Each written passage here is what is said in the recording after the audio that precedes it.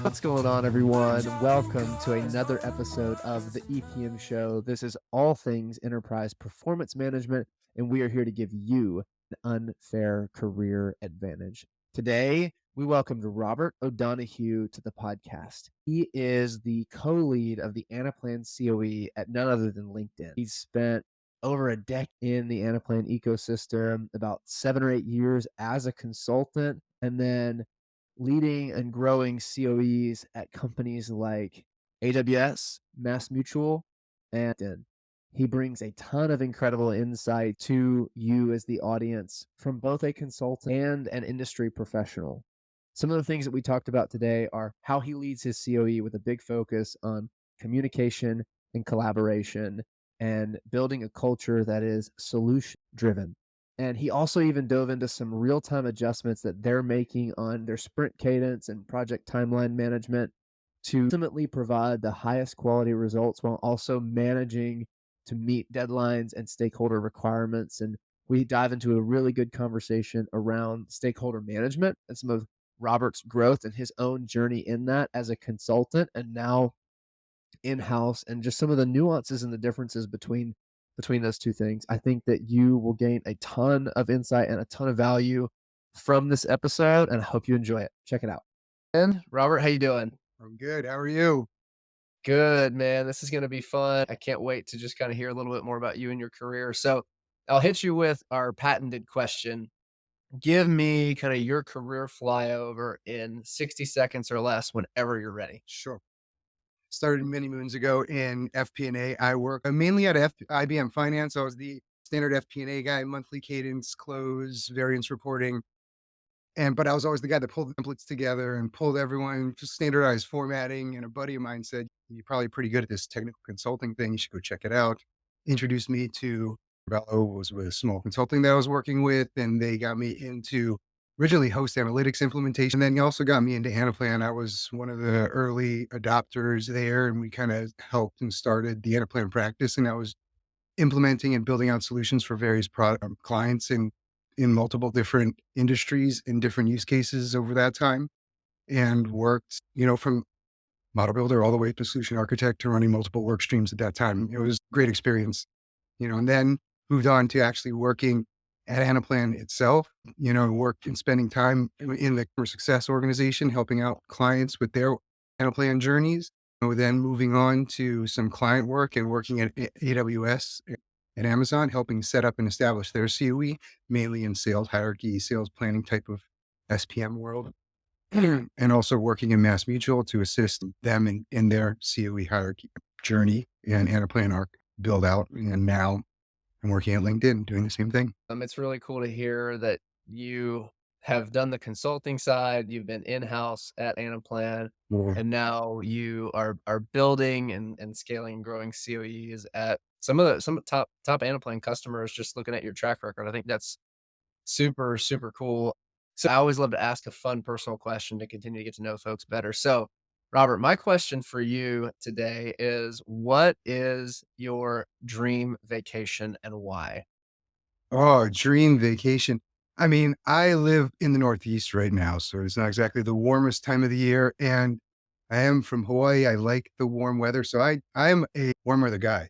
So I enjoy going on surf trips where new, where there's a great surf spot. That is what I'm looking forward to. Like in March, hopefully going to Costa Rica to go longboarding for a while. So I would love to go to Indonesia, or somewhere in the South Pacific to go surfing because there's some pretty epic waves there. So I would say that would be my dream vacation.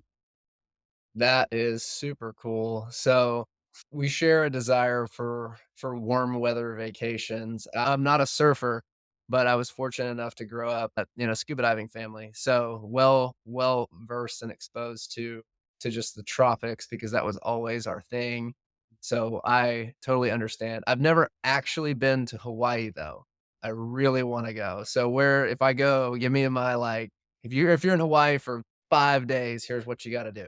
Really depends on what you want to do and where you want to go. I would say Oahu is a great place to start because it's the main island that has all the attractions, all the historical sites, and it's a great way to like get a flavor. And then it's kind of choose your own adventure once you get to the outer islands and depending on what you're into. But There's a lot of different opportunities. It's a great place to visit. Don't stay. You always can come home, but it's a great place to go vacation. Oh, that's awesome, that's awesome. What's one thing someone should do in Hawaii that's not a tourist attraction that only the locals know about, but you're like, "This is the thing." Could be a restaurant, could be a overlook or a hike, something. On Oahu, I would say there's some standard ones that are like technically illegal. So I would say avoid those. But I mean, there's in Hawaii Kai, there's a hike that goes up a hill, and I'm just blanking on the name right now, but there's a beach right near there called China Walls, which is it was a secluded spot. It can get a little aggro if you get too close to the edge, but it is a very cool place to check out the ocean and feel kind of the power. So I would do that. Oh, that's cool. Yeah. Anything with a good ocean view, I am here for it. Yeah, So, no, that's exciting. yeah. Well, Robert, let's dive in to kind of the meat of what we wanna talk about today. Like you mentioned in your career flyover, you've been leading COEs, you've been on the consulting side. So talk to me based on your experience and how you approach leading an Anaplan center of excellence at a customer. Just kinda give me your high level thoughts on the strategy and the principles you like to operate by. Definitely is a difference between advising on how to structure and build your COE versus actually being in one and leading one. I think from being in one and leading one, some of the main tenets that I work with the greater members of the COE is just a general air of communication and collaboration. We are a team, and the best way to work as a team is to make sure we communicate and collaborate well together and understand what everybody's objectives are, so everyone can do their jobs and work effectively as a collective group, and as opposed to concerned about what everyone else is doing or what other priorities might be happening, and distracting everyone from their particular goals. So usually with the people that are the members of the team, I want to make sure that everyone understands priorities clearly and simply, the direction that we're going in, and how we're at that point, because plans always change, and how we're going to get there. And from a leadership perspective, that's where I look towards vision statements, roadmap statements, mission statements to help provide that guiding light. Because from my perspective is I just need the direction and the end goal, and I can get the team there. It's more of being able to get that from leadership so that I can help them guide the team in that direction. That makes a ton of sense, and it's just a reminder to me of the importance of making sure you have everyone rowing in the same direction. That's so much of your role as a leader. Communication, collaboration, and having a vision that everyone is aligned on. Like I like to think of it. Stanley McChrystal talks about this in his book Team of Teams, but shared purpose Mm. and radical transparency. So you everyone knows where we're headed and understands what their role is in getting the team there. I think that's amazing. So tell me a little bit about too, I know you recently attended the Boston Anaplan Connect. What were some of your takeaways from that event? Yeah, for me, it's almost like a high school reunion. I know a lot of folks in the area up here, and have worked with a lot of them in the past. So it's always great to reconnect with everyone. So I love those events mainly for a lot of that networking and reconnecting opportunities. From that particular event, I thought it was great. Was obviously always seeing the product roadmap. I always love seeing that stuff to help plan and dictate where you might be able to take your solutions. But the other thing was around Flow, I think has got a lot of potential and a lot of possibilities, you know, always costing new features. But I think it has a lot of potential and a lot of opportunity to think outside of the box, just the standard definition of workflow. So I thought that was but my main takeaway, I think, from it was sprint is a little bit more tactical around sprint cadence and timing. So, you're kind of sold in the Anaplan way of like a 2-week sprint cadence, which there's a lot of pros and cons around that.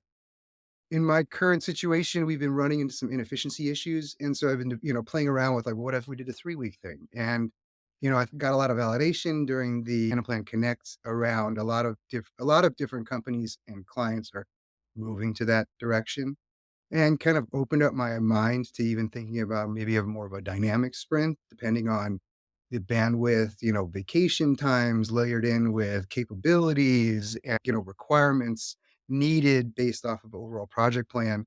And does it need to be such a prescriptive time? scale. So those are some of the things that I've been thinking about out of that, which I thought were some pretty cool findings in my view.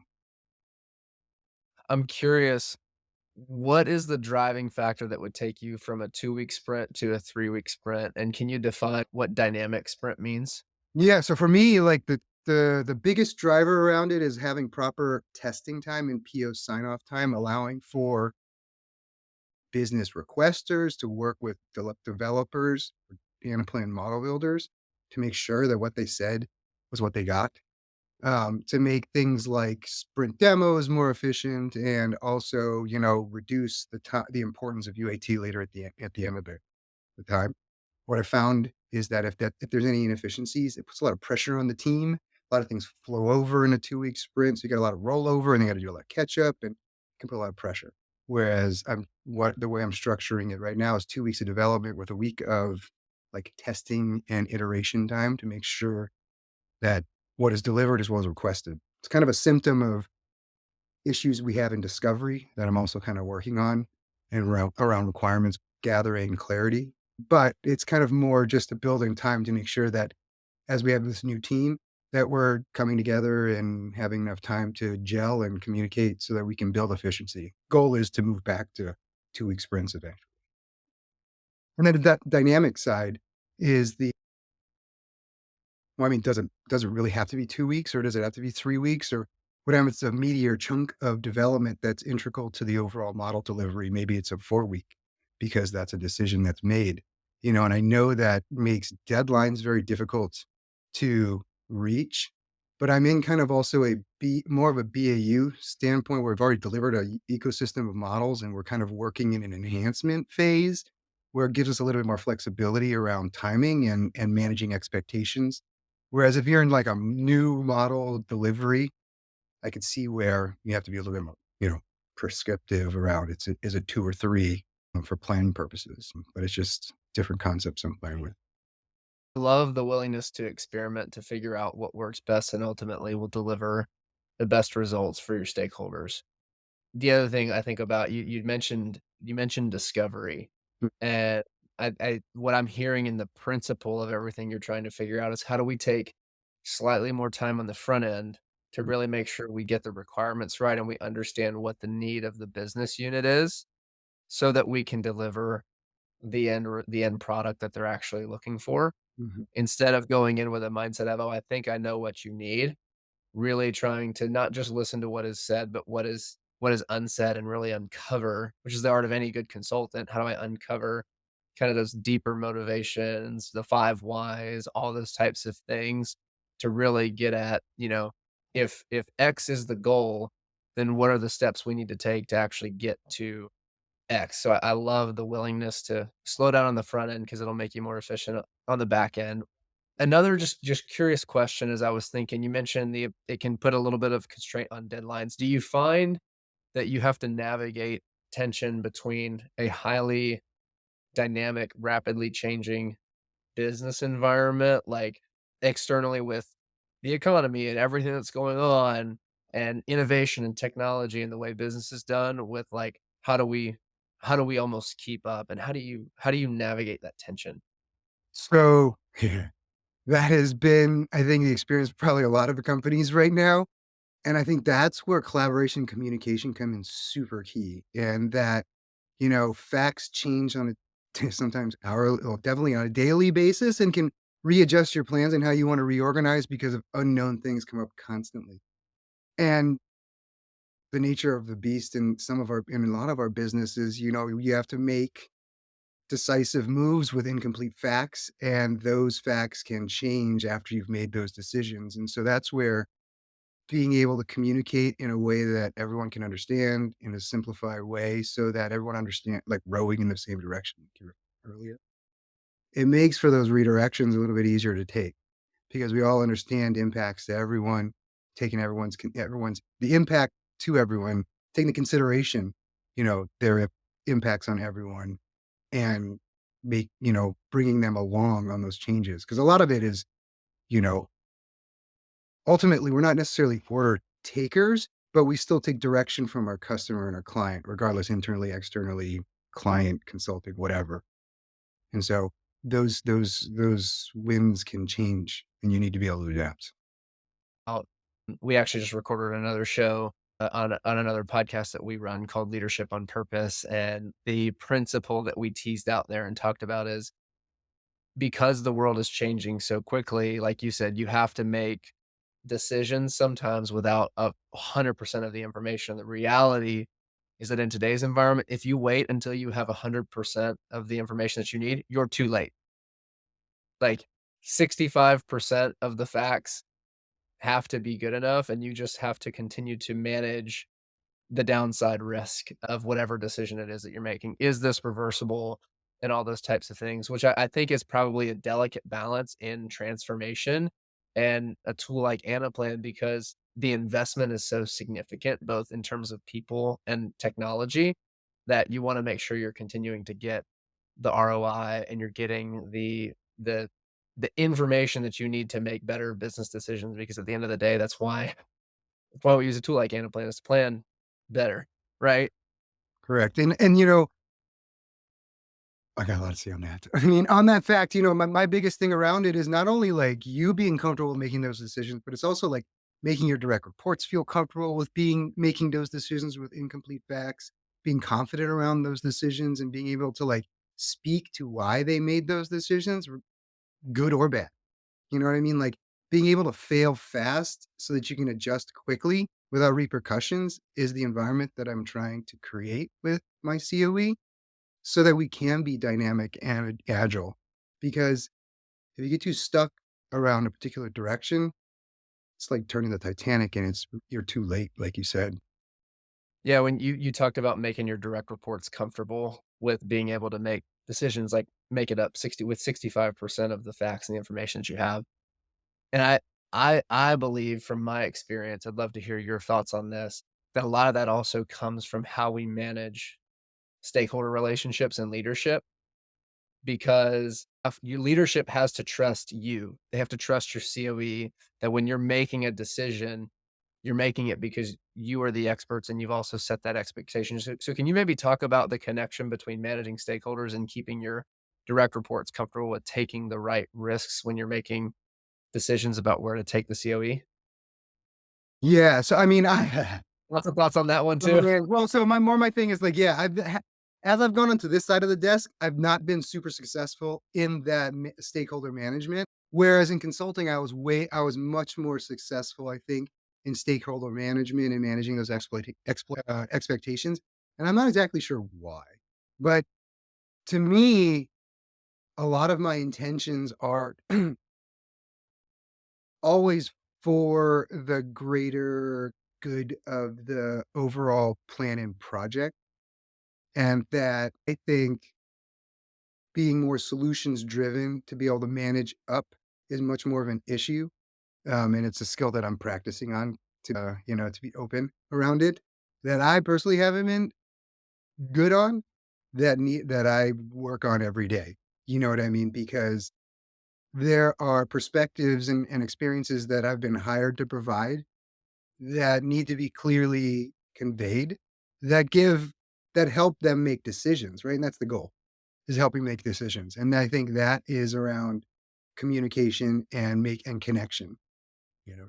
I love that you talk about areas where you have to develop because we're all on a journey. We all have to develop and grow, and yours is managing those stakeholder relationships.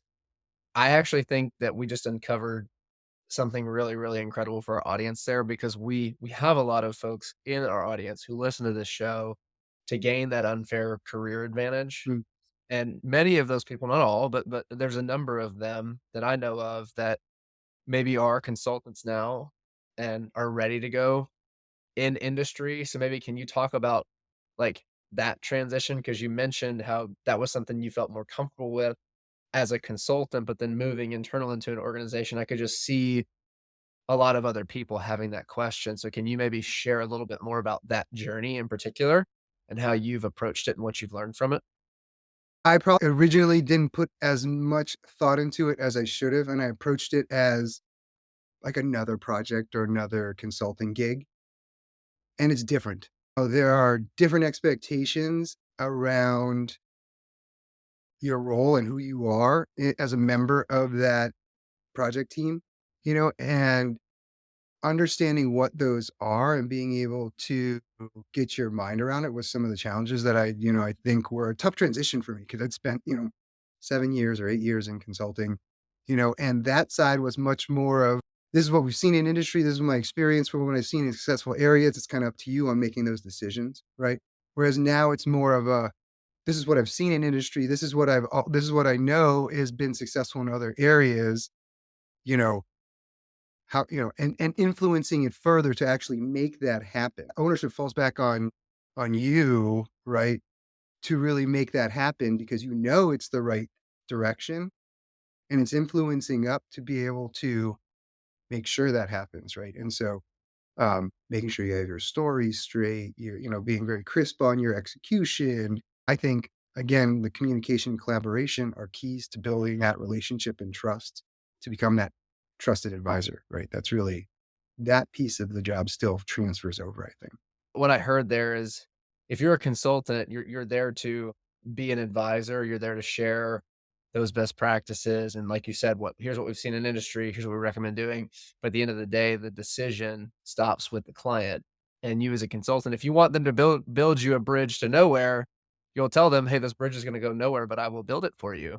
Whereas as the internal expert, you have a more vested interest because 'cause you're in the organization in the long run, and so you have to recognize how that is going to change your approach, and it's a process to learn how to do that because like you said, you gotta actually get it across the finish line, Mhm. which just takes more time, so I'm sure that also for you takes more patience as well. Does you know what I mean? And I think it's like what I've been telling my team members. It's like a relationship business, right? It's worth that time to build the rapport with your customers and your project team to make sure that there's enough trust and openness to be able to say, "Hey, I've got this problem," and come to you for solutions.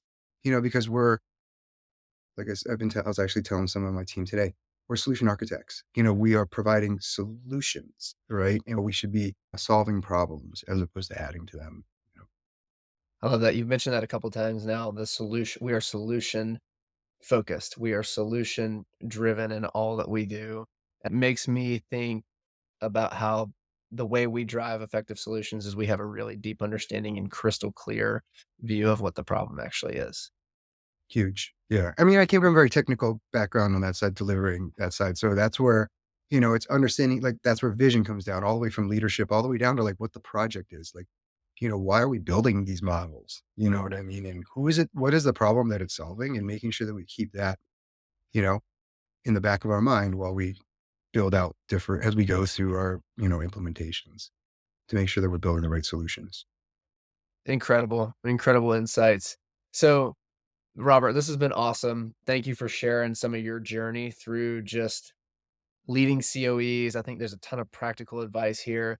I want to get you out of here on a couple of standard questions that we ask. So, the first one I'm going to hit you with is what advice would you have for someone who is early in their career as an EPM professional? Oh, so that's where I do think as an EPM professional, you're generally a process driven or technology focused person that, is looking to see what is out there. At least what I would want to be open minded and willing to take on any type of challenge. I think that's where consulting really does give a great opportunity to see a very different array of projects, groups, companies, all those different things to help you decide what kind of corporate environment you may want to end up in eventually, if that's where you want to go. And I think it gives great exposure. I think the past couple of years been really rough on the last batch of consultants because of the whole separation and COVID and telecommuting thing. I think the face-to-face interaction, as much as it is tough, the face-to-face interaction piece of consulting and the travel aspect of it really does expose you to a whole different side of like professional life that allows you, I think, an objective view to make your own decisions on where you want to go with that I love that you call that out around the impact remote work can have on someone's professional development, especially early on in their career. early. So yeah, I mean, someone who I went straight through undergrad to grad school, and I came out in the summer of 2019. So I had 9 months of in-office work. I was just getting my feet underneath me, and then boom. everybody's home, and I've been in a predominantly remote environment ever since. So it does take a lot more intentionality and effort and focus on developing those professional relationships and best practices. And yeah, sometimes you got to get in your car and you got to go, make a point to be there, make a point to, even if it's just meeting somebody for lunch, but we cannot overstate the importance of being able to interact and solution and deliver in a face-to-face environment. So yeah, and it's a muscle that you have to build and you have to flex consistently. Otherwise it atrophies just like anything else. It's especially early in the career, I feel like it's so important to be able to build that skill. And if you don't do it through the telecommuting world environment, that's it's even more important on the communication aspect of it. You have to be so much more intentional around it. You know what I mean? Whereas those that have the advantage of being able to meet face to face have just a huge, I think, an advantage. And those that make that intention separate themselves than don't. And there's a lot that don't. You know what I mean? That's so good, so good. So, Robert, last question that I have for you today Sure. is, you've been in the Anaplan ecosystem, and you've probably seen it grow immensely from when you first entered to where it is today.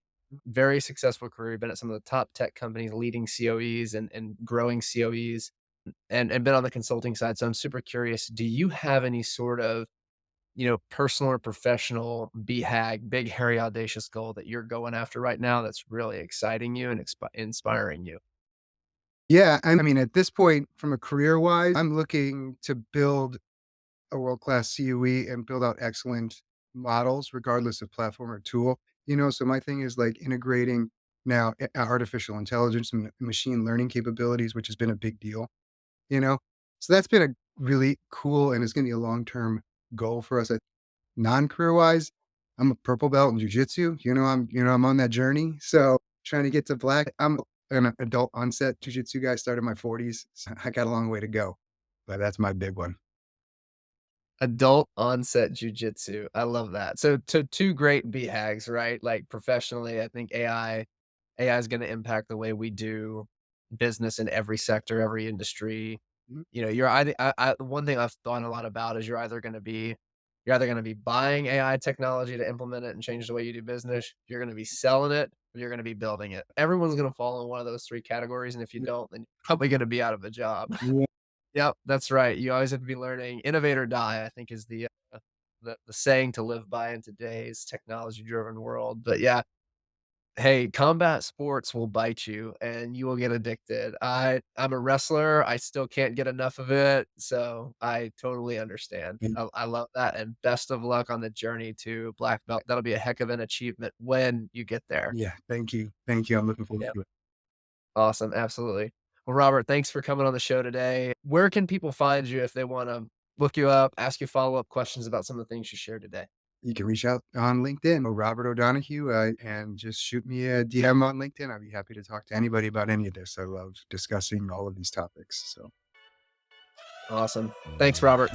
Thanks for watching. Thanks for listening. Wherever you're consuming this, if it's YouTube, if it's Apple Podcasts, Spotify, we appreciate you.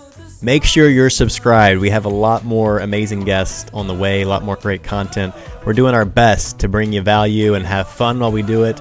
We really want this to be a career advantage listening to this show, and we want you to enjoy it. So it means a lot. Make sure you're subscribed for what's to come. And also, if you're up for it, it would mean a lot if you leave us a like, a comment, a rating, a review, whatever platform you're on. That really helps, and it gets us fired up when we see those. So I appreciate you guys. Find us on LinkedIn. I'm Blake Bozarth, my co-host Chad Pike with a Y. Would love to connect with you there. Have an awesome day. See you next time. Peace.